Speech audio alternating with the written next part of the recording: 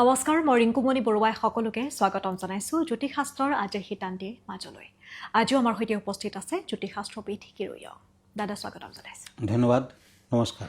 আমি প্ৰথমে গ্ৰহগতি যাত্ৰা আজিৰ দিনটোত কেনেকুৱা হ'ব সেয়া চাই লওঁ, তাৰপাছত আমি ৰাশিফলৰ মাজলৈ আগবাঢ়িম। হয়, আজিৰ দিনটোৰ গ্ৰহগতিৰ পজিশ্যন এনেধৰণৰ।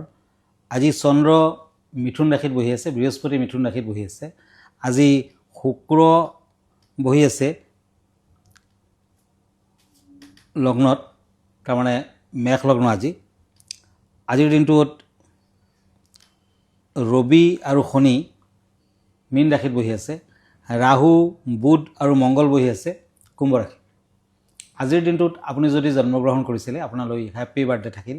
আপোনাৰ নিজৰ ৰাশিচক্ৰ আৰু আজিৰ দিনটো ৰাশিচক্ৰ চালে এই বৰ্তমান বছৰটোত আপোনাৰ বিভিন্ন ফালেদি লোকচান হ'ব পাৰে, ব্যৱসায় বাণিজ্যটো বাধা থাকিব। গতিকে আপুনি এটা লাকি ষ্টোন ইউজ কৰিব পাৰে আৰু সেয়া হ'ল এটি পান্না ৰত্ন। মই দেখুৱাই আছোঁ আপোনাক। এয়া হ'ল এটি আনকাট পান্না। এই ৰত্নটি আপুনি লিটিল ফিংগাৰত পিন্ধক আৰু সোণত বনাই পিন্ধক, নতুবা ৰূপতো পিন্ধিব পাৰে, এটা সোণৰ স্পট দি ল'ব পাৰে। পান্নাটো আপুনি বুধবাৰ দিনা পিন্ধিব। পাৰিলে দেৱী ত্ৰিপুৰেশ্বৰীৰ পূজা পাতল কৰক। ধন্যবাদ। এতিয়া আহিছোঁ আজিৰ দিনটোৰ ৰাশিফললৈ। প্ৰথমতে মই মেষ ৰাশিৰ ফলাফল ক'ম। Once and once. এৰিছ, আজি আনে আপোনাক প্ৰশংসা কৰিব পাৰে, ভাগ্যৰ কিছু পৰিৱৰ্তন হ'ব পাৰে, ব্যৱসায় বাণিজ্যত উন্নতি বৃদ্ধিৰ যুগ, বিদ্যাত শুভ ফল, প্ৰেমত সাৱধান থাকক। ক্ৰীম কালাৰ লাকি, ব্লেক কালাৰ আনলাকি। বৃষ ৰাশি টৰাছ, পেণ্টাকুলছ এণ্ড শ্বৰ্টছ। আজি কৰ্মৰ ক্ষেত্ৰত ব্যস্ততা বৃদ্ধি পাব, সন্তানৰ পৰা আনন্দ লাভ, নতুন ব্যৱসায় বাণিজ্যৰ আৰম্ভণি কৰিব পাৰে, বিদ্যাত বাধা আছে, প্ৰেমত সন্দেহ থাকিব। বৃষ ৰাশিৰ জাতক জাতিকাসকলে আজিৰ দিনটোত দুখীয়া লোকসকলক ক্ৰীম কালাৰৰ কাপোৰ কানি দান কৰক। দিনটোত আপোনাৰ লাকি কালাৰ হ'ব চিলভাৰ, আনলাকি কালাৰ হ'ব পাৰ্পল কালাৰ। এতিয়া মিথুন ৰাশি Gemini, shorts and page of once. এই দুখন কাৰ্ড মতে আজি আনক সহজে যিকোনো কথা খুলি নক'ব, বিদ্যাৰ্থীসকলে ভবামতে ফল নাপায়, ব্যৱসায় বাণিজ্যত সফলতা লাভ, প্ৰেমত শুভ ফল। Lucky colour blue, unlucky colour golden colour. কৰ্কট ৰাশি কেঞ্চাৰ, পেণ্টাকুলছ এণ্ড পেণ্টাকুলছ। আজি ঘৰত আলহীৰ আগমন হ'ব পাৰে, সন্তানৰ বাবে চিন্তা থাকিব, যান বাহনৰ পৰা সাৱধান হওক, মানসিক অশান্তি দিব। লাকি কালাৰ হ'ব পাৰ্পল কালাৰ, আনলাকি কালাৰ হ'ব গ্ৰীণ কালাৰ। আমি এইখিনিতে এখন পত্ৰ লৈছোঁ দাদা। হয়, পত্ৰখনত লিখিছে যে কিৰুয়ং ডাঙৰীয়া দেৱ, পত্ৰৰ দ্বাৰাই আপোনাক নমস্কাৰ জনালোঁ আৰু মই বৰ্তমান BA 5th ছেমিষ্টাৰত ফিল'চফিত মেজৰলৈ পঢ়ি আছোঁ। ডেট অফ বাৰ্থটো দি দিছে, তেওঁ ইয়াতে লিখি দিছে ডেট অফ বাৰ্থটো, আপুনি চাই ল'ব পাৰিব। লিখিছে যে মোৰ সমস্যা বহুত আছে, কিন্তু বৰ্তমান 3টা সমস্যাই মোক বেছিকৈ জুৰুলা কৰিছে। সমস্যা 3টা হ'ল খং, অধৈৰ্য আৰু যিকোনো সময়তে পঢ়া শুনাত মন নবহে। কিন্তু মোৰ ভালকৈ পঢ়া শুনা কৰিবলৈ প্ৰবল ইচ্ছা, কিন্তু অধৈৰ্য আৰু খঙে মোক সফল হ'ব নিদিয়ে। সেয়েহে কি প্ৰতিকাৰ কৰিলে খং আৰু অধৈৰ্যৰ পৰা পৰিত্ৰাণ লাভ কৰি পঢ়া শুনাত মন দিব পাৰে, লগতে পঢ়া শুনাত মেধাৱী হোৱাৰ প্ৰতিকাৰ এটাও দিব, আৰু কিবা যদি যত্ন ল'ব লাগে এই বিষয়ে জনাব। তেওঁ বিশ্বনাথ চাৰিআলিৰ পৰা প্ৰেৰণ কৰিছিল এখন পত্ৰ। হয়, মনে খোজে ৰজা হ'ব লাগিব, কিন্তু বিধাতাই নিদিয়ে, চাগে খুজি খাব লাগিব। গতিকে বিধাতাই যদি নিদিয়ে আপুনি যিমানে ট্ৰাই নকৰক কিয় লাভ নহ'ব। কিন্তু অৱশ্যই আপুনি যদি চেষ্টা কৰে, ট্ৰাই বেছি কৰে, তেতিয়া কিছু হ'লেও ফল লাভ কৰিব পাৰিব। গতিকে আপুনি ট্ৰাই নিশ্চয় কৰিব লাগিব আৰু আপোনাৰ সংৰাগখিনি দমন কৰাৰ বাবে চন্দ্ৰ গ্ৰহটোক আপোনাৰ ফেভাৰত আনিব লাগিব। চন্দ্ৰৰ বাবে সংৰাগ বৃদ্ধি হয় আৰু অধৈৰ্য এটা স্বভাৱ আহি যায়। গতিকে এটা ভাল মুকুতা, পাৰিলে বাৰ্মিজ মুকুতা 7 ৰতিমানৰ ওপৰত ৰিং ফিংগাৰ ধাৰণ কৰক। সোমবাৰ দিনটো ৰেগুলাৰলি পালন কৰক আৰু বেছি ভাল ফল পোৱাৰ বাবে আপুনি বিদ্যালাভত ফল যদি পাব খুজিছে, বিদ্যাকাৰক গ্ৰহ হৈছে ৰবি, চান, তেতিয়া এটা ৰুবি পিন্ধক। যদি ৰুবি পিন্ধিব নোৱাৰে তেতিয়া সদায় সূৰ্যক পানী দিয়ক, অৰ্ঘ্য দিয়ক, সূৰ্য প্ৰণাম মন্ত্ৰ মাতিব, গায়ত্ৰী মন্ত্ৰ মাতক, নিশ্চয় ফল পাব। সোমবাৰ দিনটো আৰু দেওবাৰ দিনটোত আপুনি নিৰামিষ আহাৰ গ্ৰহণ কৰক। পাৰিলে এটা সূৰ্য যন্ত্ৰ আপোনাৰ ষ্টাডি ৰুমৰ পূব দিশৰ ৱালত ওলমাই ৰাখক। দেওবাৰে অকণমান ধূপ চাকি দেখুৱাওক। এইখিনি কৰিলে আপোনাৰ ফল আহিব, আপুনি নিশ্চয় শুভ ফল লাভ কৰিব পাৰিব, ফিউচাৰ ভাল হ'ব। আমি আনকেইটা ৰাশি ফল লাভ কৰোঁ। হয়, এতিয়া শ্বৰ্টছ এণ্ড ওৱান্স, এই দুখন কাৰ্ড সিংহ ৰাশি লিঅ'। আজি গোপন শত্ৰুৱে আমনি কৰিব পাৰে, পিতৃৰ শৰীৰৰ বাবে চিন্তা থাকিব, মাটি বাৰী সা সম্পত্তি লাভৰ যুগ, প্ৰেমত আনন্দ লাভ। আজিৰ দিনটোত সিংহ ৰাশিৰ জাতক জাতিকাসকলে পাৰিলে একেবাৰে পুৱা ভাগতে দেৱী মন্দিৰত নৈবদ্য ফুলৰ মালা এডাল দান কৰক, দক্ষিণা দান দিয়ক, ভাল হ'ব। গল্ডেন কালাৰ লাকি, মেৰুন কালাৰ আনলাকি। এতিয়া আহিছোঁ কন্যা ৰাশিলৈ, ওৱান্স এণ্ড কাপছ। এই দুখন কাৰ্ড মতে আজি দাম্পত্যত অন্য লোকৰ পৰা সমস্যা আহিব পাৰে, বিদ্যাৰ ক্ষেত্ৰত শুভ ফল, আজি খৰচা পাতি বৃদ্ধি হ'ব, প্ৰেমত সন্দেহ থাকিব। দিনটোত হোৱাইট কালাৰ লাকি, অৰেঞ্জ কালাৰ আনলাকি। এতিয়া আহিছোঁ চৰ্টছ এণ্ড চেৰিয়ট, তুলা ৰাশি লিব্ৰা। আজি মূল্যৱান সা সম্পদ লাভ কৰিব পাৰিব, শৰীৰত আঘাত প্ৰাপ্তিৰ যুগ, মাতৃৰ শুভ, ব্যৱসায় বাণিজ্যত বাধা আছে, প্ৰেমত বিবাহৰ যুগ। আজি তুলা ৰাশিৰ জাতক জাতিকাসকলে মৌ খাই যাত্ৰা কৰক, ভাল হ'ব, য়েলো কালাৰ লাকি, চিলভাৰ কালাৰ আনলাকি। এতিয়া বৃশ্চিক ৰাশি, চৰ্টছ এণ্ড ওৱান্স, স্কৰ্পিঅ'। আজি কৰ্মস্থানত সহকৰ্মীৰ পৰা সহায় সহানুভূতি লাভ, স্বাস্থ্য পাতিত উন্নতি, পাৰিবাৰিক দিশত শান্তি বজাই থাকিব। লাকি কালাৰ হ'ব গ্ৰীণ কালাৰ, আনলাকি কালাৰ হ'ব হোৱাইট কালাৰ।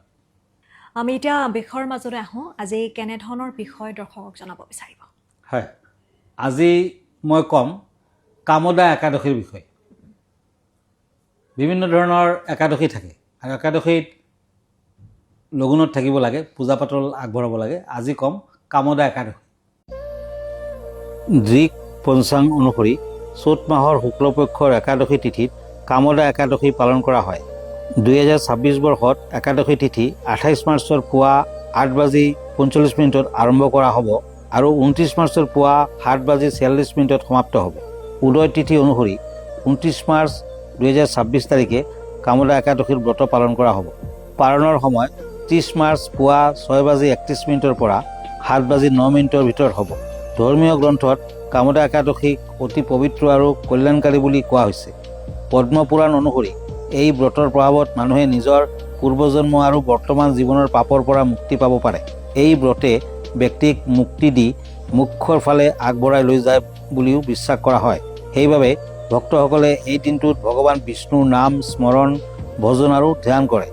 কোৱা হয় যে যি ব্যক্তিয়ে ভক্তি আৰু নিয়মেৰে এই একাদশী ব্ৰত পালন কৰে তেওঁৰ জীৱনত ইতিবাচক শক্তি সঞ্চাৰ হয় আৰু ভগৱান বিষ্ণুৰ বিশেষ কৃপা লাভ কৰে। কামদা একাদশীৰ দিনা ভক্তসকলে তলত দিয়া পদ্ধতিৰে পূজা কৰা উচিত। পুৱা ব্ৰহ্ম মুহূৰ্তত উঠি স্নান কৰি পৰিষ্কাৰ বস্ত্ৰ পৰিধান কৰিব লাগে। ভগৱান বিষ্ণুৰ প্ৰতিমা বা ছবি এখন পৰিষ্কাৰ আসনত স্থাপন কৰিব লাগে। তেওঁৰ হালধীয়া ফুল, তুলসী পাত, ধূপ, দীপ আৰু নৈবেদ্য অৰ্পণ কৰিব লাগে। ওম নমঃ ভগৱতে বাসুদেৱায় মন্ত্ৰ জপ কৰিব লাগে। গোটেই দিনটো ভগৱান বিষ্ণুৰ ভজন, কথা আৰু কীৰ্তন কৰিব লাগে। নিশা জাগৰণ আৰু ভক্তিভাৱেৰে ভগৱানক স্মৰণ কৰাটো অত্যন্ত শুভ বুলি গণ্য কৰা হয়। পিছদিনা দ্বাদশী তিথিত বিধি বিধান অনুসৰি ব্ৰত পালন কৰিব লাগে। সনাতন পৰম্পৰা অন্নদানক শ্ৰেষ্ঠ দান বুলি কোৱা হৈছে। কামদা একাদশীত দিনহীন অসহায় দৰিদ্ৰ লোকক ভোজন কৰোৱা বা অন্ন দান কৰাটো অত্যন্ত পুণ্যদায়ক বুলি গণ্য কৰা হয়। ইয়াৰ দ্বাৰা ভগৱান বিষ্ণুৰ বিশেষ কৃপা লাভ হয়। কামদা একাদশীৰ পুণ্যক্ষণত নাৰায়ণ সেৱা সংস্থানৰ নিষ্পাপ শিশুসকলক ভোজন কৰোৱাৰ সেৱা প্ৰকল্পত সহায় কৰক। আৰু এই ভিডিঅ'টোৰ জৰিয়তে দাদাই খুব সুন্দৰকৈ জনাইছে যে কামদা একাদশী কি। যিহেতু একাদশী আহি থাকে আৰু এই একাদশীৰ সময়ছোৱাত বিভিন্নজনে ব্ৰত পালন কৰে, বিভিন্ন নীতি নিয়মৰ মাজেৰে দিনটো অতিবাহিত কৰে আৰু এই কামদা একাদশীৰ বিষয়ে সকলোৱে জানিব পাৰে, নিশ্চয়কৈ উপকৃত হ'ব। দাদা, আমি আনকেইটা ৰাখিবলৈ যাওঁ। হয়, এতিয়া পেণ্টাকুলছ এণ্ড হেংমেন, ধনুৰাশি, চেক্ৰেটাৰিয়াছ। আজি পিতৃ মাতৃৰ স্বাস্থ্যক লৈ চিন্তা থাকিব, মানসিক অশান্তি বৃদ্ধি পাব, পাৰ্টনাৰশ্বিপ ব্যৱসায়ত লাভৱান হ'ব পাৰিব, প্ৰেমত মধ্যম ফল। ধনুৰাশিৰ জাতক জাতিকাসকলে আজি এডাল জবা ফুলৰ মালা দেৱীক কালিক অৰ্পণ কৰক। আজিৰ দিনৰ ভাগত লঘোণত থাকক, ভাল হ'ব। ব্লেক কালাৰ লাকি, চিলভাৰ কালাৰ আনলাকি। এতিয়া আহিছোঁ মকৰ ৰাশিলৈ, চৰ্টছ এণ্ড চৰ্টছ, কেপ্ৰিকৰ্ণ। ছাত্ৰ ছাত্ৰীসকলৰ সুনাম বৃদ্ধি, টকা পইচা লেনদেন কৰোঁতে সাৱধান হওক। কৰ্মৰ ক্ষেত্ৰত পদোন্নতি, শৰীৰ অশুভ, প্ৰেমত কষ্ট আছে। Lucky colour orange, unlucky colour purple colour.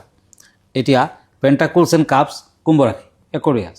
কৰ্মস্থানত সহকৰ্মীৰ পৰা কিছু অশুভ ফল, সতৰ্ক থাকক। শিল্পীসকলৰ সুনাম বৃদ্ধি, নিবনুৱাসকলৰ কৰ্মপ্ৰাপ্তিৰ যুগ, বিদ্যাত শুভ, প্ৰেমতো শুভ। আজি মেৰুন কালাৰ লাকি, ক্ৰীম কালাৰ আনলাকি।